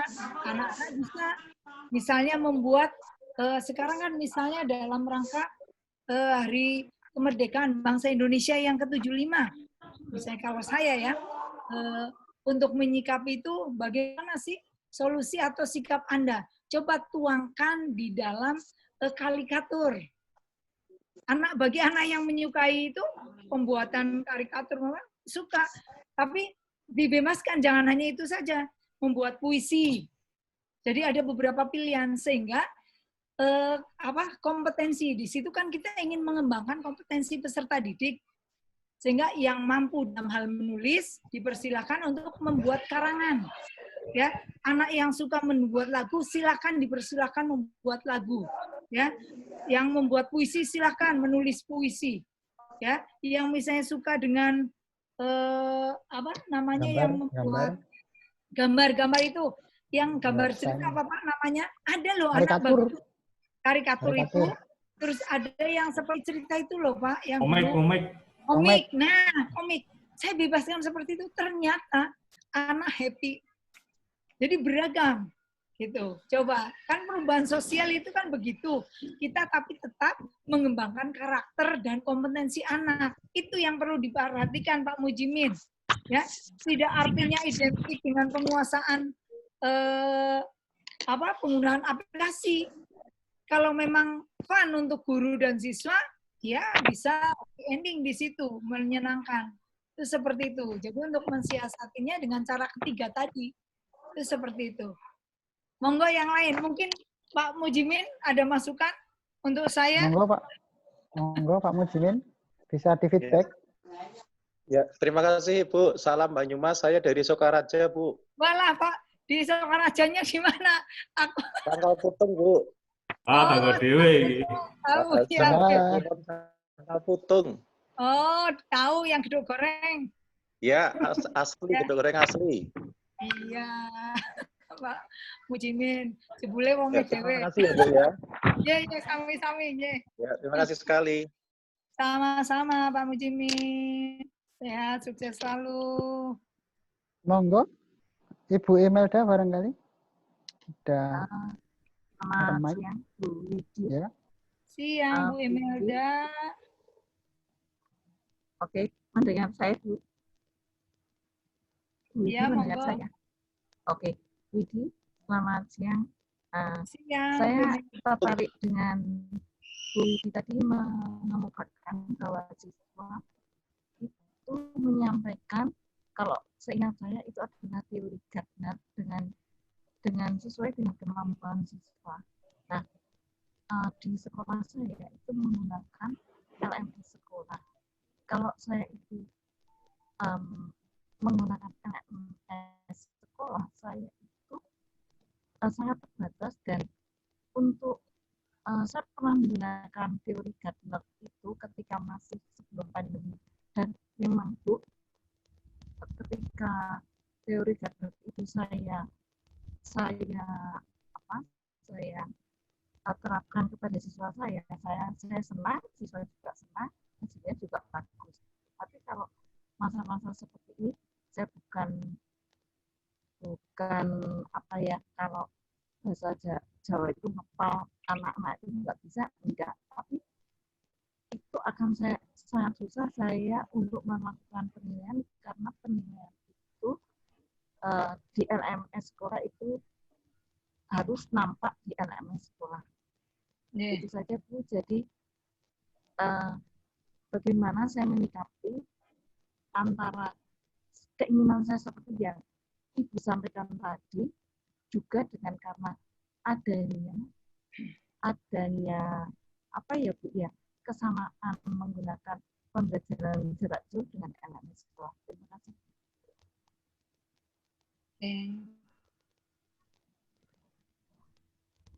Oke, cukup, monggo. Masih ada? Bisa ditangkap Ibu pertanyaannya. Putus-putus ya? Iya. Monggo, Bu. Pak Tris mau nggak intinya apa Pak Tris? Coba. Saya putus-putus ya. Iya, makanya kok kalau saya salah mohon maaf ya Bu Imelda. Yeah. Nanti mungkin bisa. Kalau yang saya tangkap gini tadi Bu Imelda ya.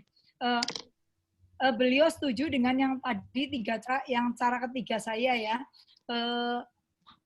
Happy endingnya artinya pembelajaran yang happy, yang fun itu dengan itu itu dengan mengembangkan kreativitas peserta didik. Kan memang Mas Menteri juga menganjurkan seperti itu. Tetapi di sekolah diwajibkan harus terlihat di LMS ya, LSM-nya ya. Nah, itu dengan PJJ-nya harus lihat. Kan sekali nggak apa-apa, seminggu, Bu. Kan saya bilang tadi seminggu bisa terlihat, kan anak terlihat sekali. 1 minggu sekali tetap. Tetapi untuk penugasan, tolong jangan memberatkan. Karena sekarang adalah bukan tuntutannya mencapai KD, tetapi bagaimana materi yang esensial, yang inti, yang sudah di-launching kemarin sesuai Kemendikbud 719 kan sudah edit atau sudah dipadatkan ya, sudah disederhanakan lah ya. Nah itu, tapi tidak harus kajiannya atau tuntutan kita mencapai itu harus. Tapi yang penting adalah pengembangan karakter dan kreativitas peserta didik intinya sebetulnya. Tapi dikaitkan dengan materi pembelajaran yang kita punya, yang ada di KD, di 37 tadi, yang sudah dipetakan atau disederhanakan. Tetap ada, Bu, ke sekolah tetap ada, tetapi jangan setiap ya kegiatan setiap ini memang menggunakan daring atau virtual, mungkin akan memberatkan peserta didik juga. Kecuali semua peserta didik dapat bantuan dari BOS di sekolah Ibu. Dapat nggak Bu Imelda? Dapat. Semua peserta didik? Dapat, Bu. Dapat, Bu. Semua peserta didik atau yang tidak mampu saja? Semua. Peserta didik, Bu. Semua, dari dana BOS. Dari BOS? Betul, ya. Subsidi kuota. Betul. Iya, 50.000. Ya, nanti berapa 1 bulan? kali gitu. Ya, tidak 1 bulan, berapa kali nanti. Sesuai dengan kemampuan BOS sekolah. Ada yang 3 kali, ada yang 4 kali. Sampai saat ini loh. Sudah ada yang kalau di 2, Bekasi 3 baru kali. sekali. Dan itu untuk siswa tidak mampu. Gitu. Jadi kalau memang begitu bisa Ibu sesuaikan tugasnya yang sesuai dengan, nggak apa-apa Bu, virtual gitu. Itu kan bisa virtual juga Ibu dengan ditayangkan, kita diskusikan secara bersama, misalnya Zoom gini kan bisa ditayangkan hasil karya siswa atau peserta didik. Kan tetap terlihat. Gitu Bu Imelda. Mungkin ya. Jadi makanya tadi saya harus kontekstual sesuai dengan sekolah masing-masing itu begitu. Maksudnya disesuaikan kemampuannya, disesuaikan dengan situasi kondisinya. Itu seperti itu. Tapi untuk pengembangan karakter peserta didik, pengembangan kemampuan, bakat minat ya, kita mengcovernya seperti itu. Nah, Bu Imelda. Halo Bu Imelda. Oh, kelalep Bu. Oh, udah. Oh enggak, Bapak Ibu yang lain? Bu Irma masih resen, Pak Tris. Ya, Bu Irma masih resen nih. Dipersilahkan Bu Irma. Irma Aprian. Halo Bu Irma. Jujur langsung ngojo ngeklik Pak. Iya, bisa jadi itu. Apa? Itu ya, Bu. Oke, Ibu. Monggo, barangkali ada. Masih Oke, ada? Oke, dari saya barangkali, Bu. Pak Tris, monggo. Oke, ini saya melihat realita saja. Realitanya itu menurut pengamatan saya, mudah-mudahan pengamatan saya salah. Oh, oke. Karena saya rabun mungkin nggak cermat ya. Jadi saya melihat paradigma Bapak Ibu guru yang saat ini itu paradigmanya masih out, katakanlah pembelajaran yang kemarin. Sehingga orientasinya itu mau menuntaskan materi itu loh, Bu. Nah, itu materi ini harus sampai harus begitu. Padahal kalau kita pahami sekarang kondisinya kan darurat. Dari kementerian sendiri itu kan sudah mewanti-wanti tanda kutip begitu atau berpesan. Tadi sampaikan oleh Ibu Widi bahwa KD yang dituntaskan sudah disederhanakan. tuntutan-tuntutan yang tinggi itu dalam kondisi yang seperti ini jelas tidak mungkin. Karena itu lebih ditekankan pada pembentukan karakter. Nah, pertanyaan saya kan kemudian, contoh pembentukan karakter yang mungkin Ibu sudah kembangkan untuk pembelajaran sosiologi, pada KD yang mana, kelas yang mana, kegiatannya seperti apa, kemudian karakter apa itu yang Ibu katakanlah tanamkan, yang Ibu nilai, yang dapat Ibu lihat.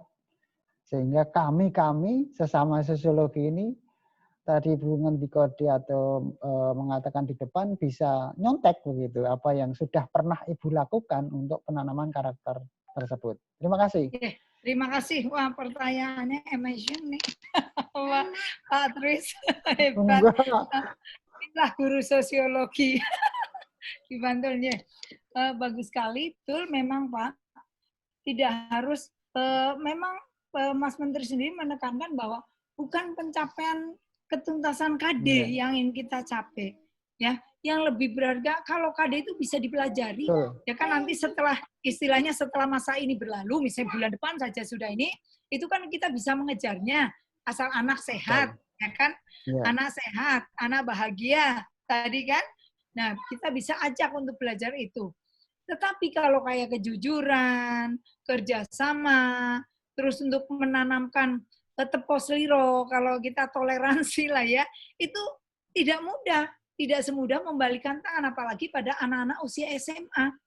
Nah, contohnya, misalnya di perubahan sosial. Maka anak-anak saya suruh mengamati baik secara media massa maupun mengamati kontekstual di lingkungan tempat tinggalnya.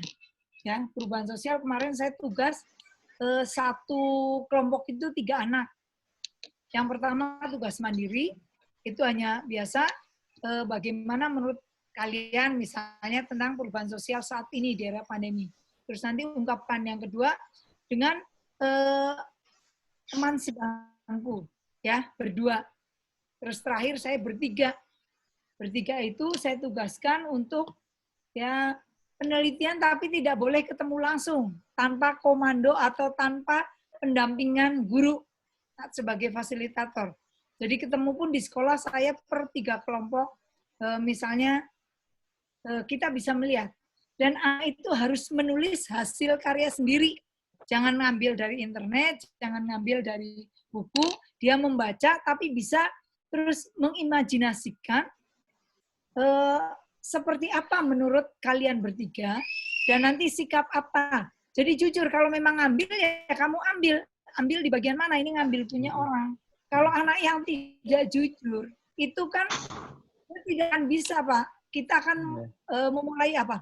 Memulai supaya anak bisa menulis. Nah, itu yang sulit di anak SMA. Kadang anak di sini banyak, tapi tidak bisa memulai dari mana. Bu, saya harus dari mana, Bu, mulai menulis. Begini, nak. Sekarang kamu mau menganalisis atau menuliskan tentang apa? Bu, di lingkungan saya kan misalnya cerita lah ya, ada orang yang terkena begini hanya gara-gara cukur rambut, Bu. Saya tuh ingin menuliskan, Bu, cara menjaganya supaya kita tidak terkena wabah tersebut, tapi kita tetap menerapkan hubungan atau interaksi yang baik dengan tetangga. Nah, itu anak sudah sampai berpikir begitu. Nah, terus menurut kamu itu yang kamu tulis menurut kamu, baru nanti didiskusikan. Nah, ada yang berpendapat kalau saya, Bu, karena menurut ahli kesehatan begini. Nah, ini kan siapa ahli kesehatannya kan ditanya ambil dari mana? Itu kan sudah terjadi kolaborasi, ya kan? Ada kerjasama dan kejujuran. Ini nilai-nilai ini yang dikembangkan sementara. Nah, kita tidak bisa memang maunya kita banyak, tapi tidak bisa. Ingat, anak SMA itu juga masih belum seluas mahasiswa untuk mindset atau proses berpikirnya. Tapi itu sudah mengembangkan secara divergen dan konvergen sudah terakomodir di situ, Pak. Sehingga anak bisa menulis. Bahkan coba konsep kamu apa sih untuk ke depan, sudah bisa mengkonsep. Itu seperti itu.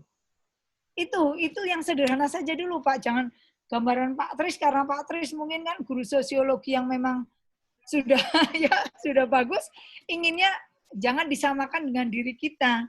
Kalau untuk anak-anak SMA itu, kita harus menyadari sebagai seorang guru. Jadi memang tadinya saya juga, Bu, kami bukan mahasiswa, Bu, Ibu mah terlalu tuntutannya. Oh iya, saya sadar. Gitu loh Pak Tris, mungkin masih yang sederhana dulu, kembangkan itu seperti itu. Sikap-sikap itu dulu. Itu terkait dengan timingnya, Bu. Jadi tugas yang ditugaskan Ibu tadi kan timingnya berapa lama? Sosial, ya kan?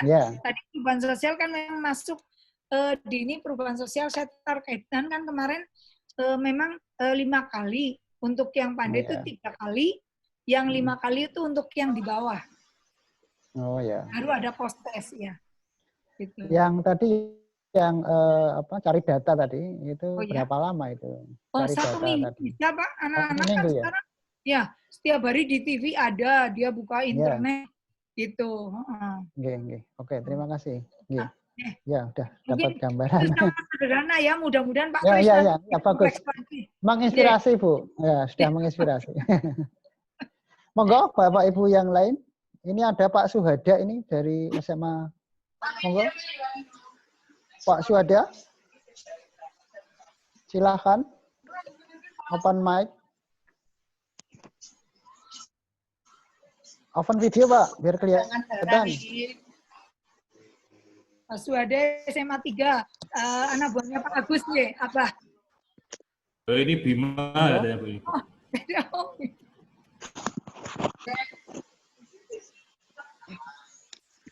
Ya silakan yang mau mendalami lagi.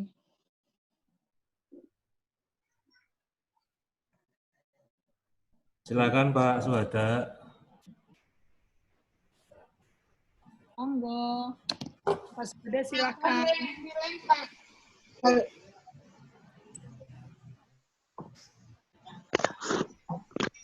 Ora paham-paham ya Pak Pairen. Oleh Betuti. Betuti mau tanya.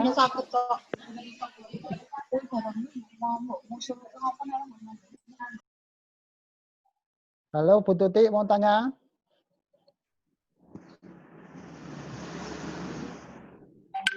Ini Pak Suhada sudah nyala mic-nya, mungkin mau bertanya. Oke. Ya monggo silakan Pak Suhada.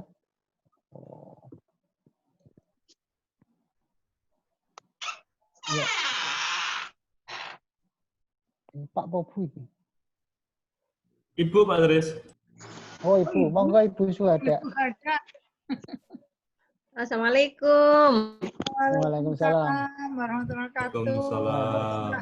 Mohon maaf, tadi agak ini sinyalnya malum dari daerah, Bun, Bapak. Iya. Ampun. Iya, sama. Kebetulan ya materi yang bagus lah kalau di sosiologi tentang penelitian sosial. Kadang-kadang kalau memang seperti yang tadi kayak Bunda ini sampaikan, kita kesulitan kalau memang minta konsep yang benar. Yang penting kalau saya terapkan di sekolah, kalau misalnya saya terapkan ya saya minta anak-anak saya mengungkapkan ide pokoknya saja dulu. Nah, saat anak saya mampu memberikan ide pokok itu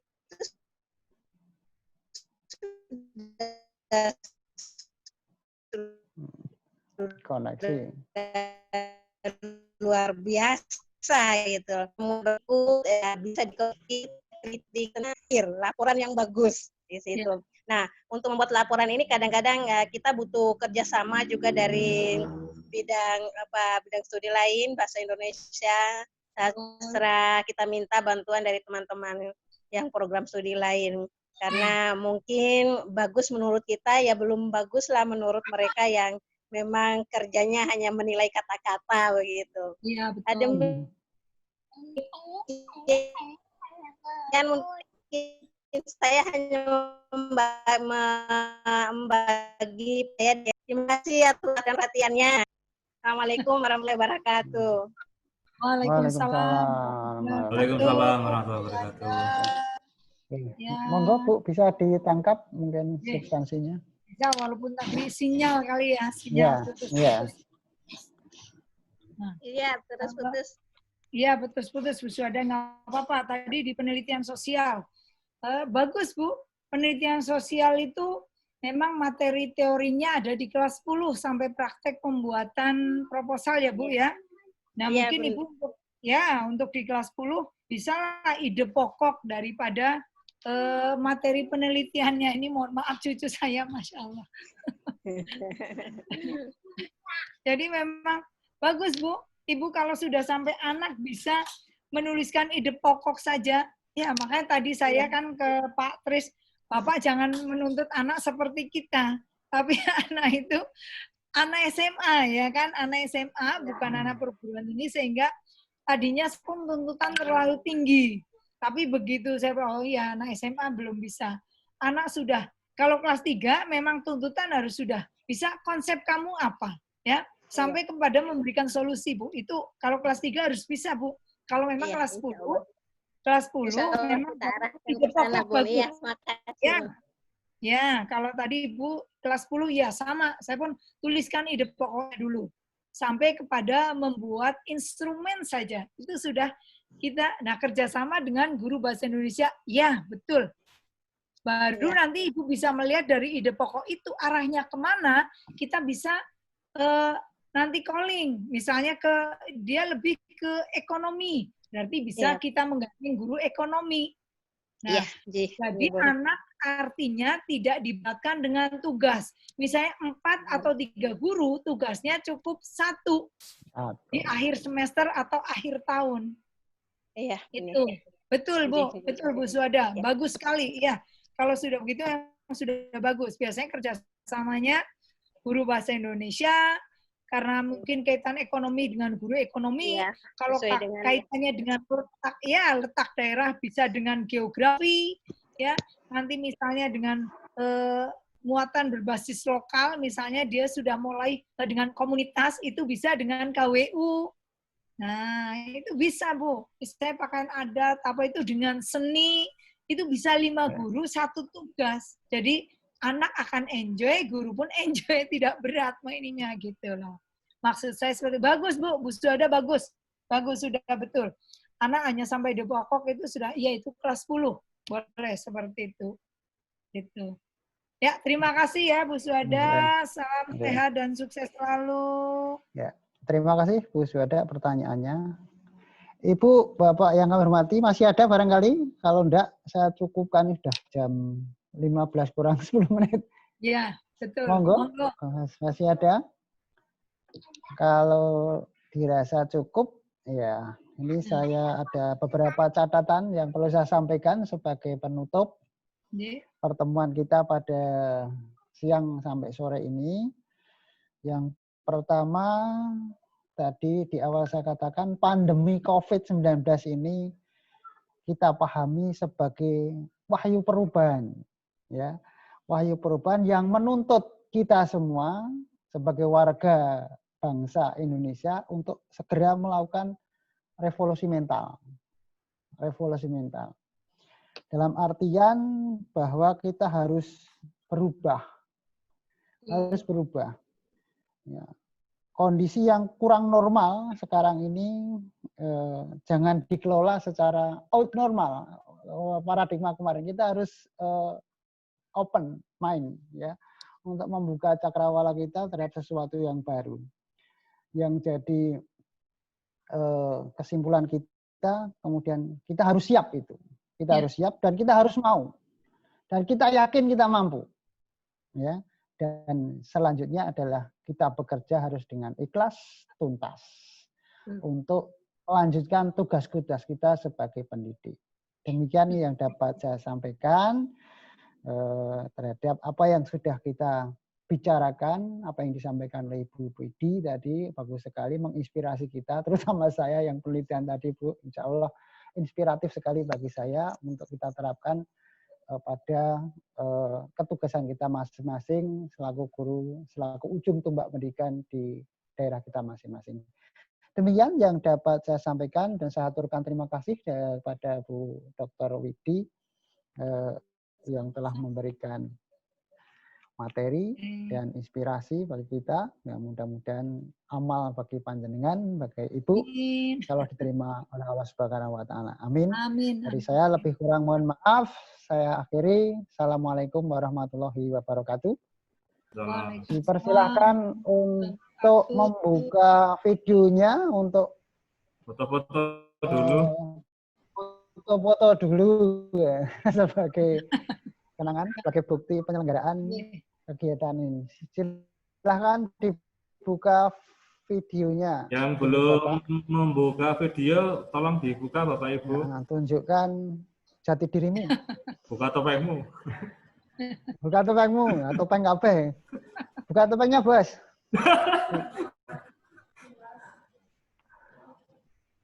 Monggo dibuka. Ada petugas pemotret. Oke, saya serahkan Bu Martini. Oh, siap. Saya tak buka aja. Iya, jangan nyuruh nggak dibuka ya. Ya, Bu Andini, Bu Pak Setio, Bu Melda, Bu Christine, Bu Putih, Pak Heru.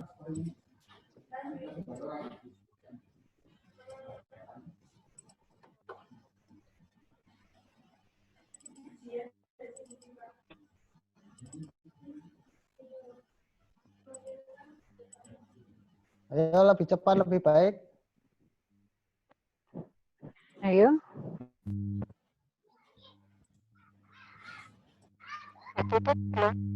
Anding di Dwi hari ini, wah dari Wonosobo ini.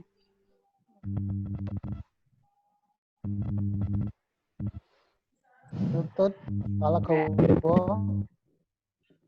Ya. Pak Firi, ada Bu Dwi hari ini.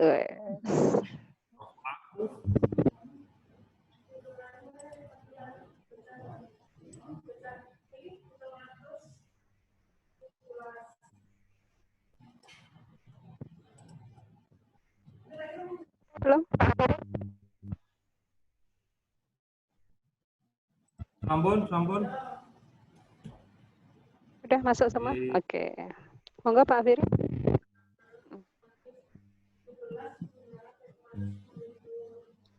Ditutup Pak Tris, sampun nggih. Oh, sampun kok. Pak Firi pinjen. Terima kasih atas terima kasih. Maaf apabila ada kekurangan. Bu Idi matur nuwun. Kalau ada yang mau itu nggak apa-apa WA saya nje nanti kalau itu. Makasih Bu. Mohon maaf. Terima kasih. Salam sehat selalu. Ditunggu modulnya nggih Bu Widi. Insyaallah nje. Kalian dulu nje.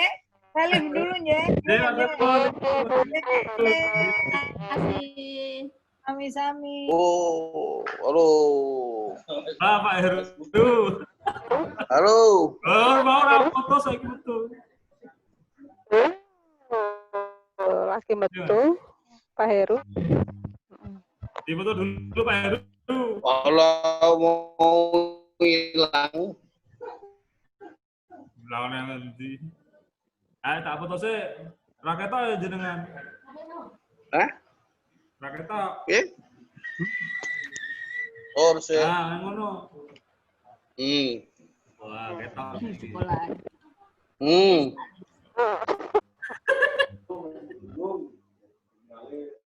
Cocok. Bubuk. Enggak, Bapak Ibu, untuk pertemuan hari ini mungkin cukup. Berikutnya nanti ini mau dibuat RPP, mboten nggih? Wis surung iki.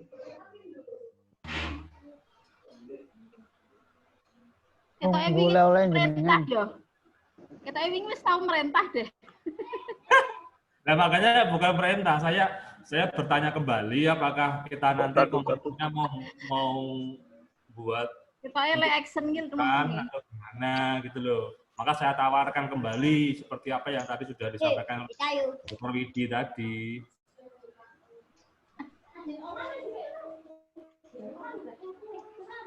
Ora krungu.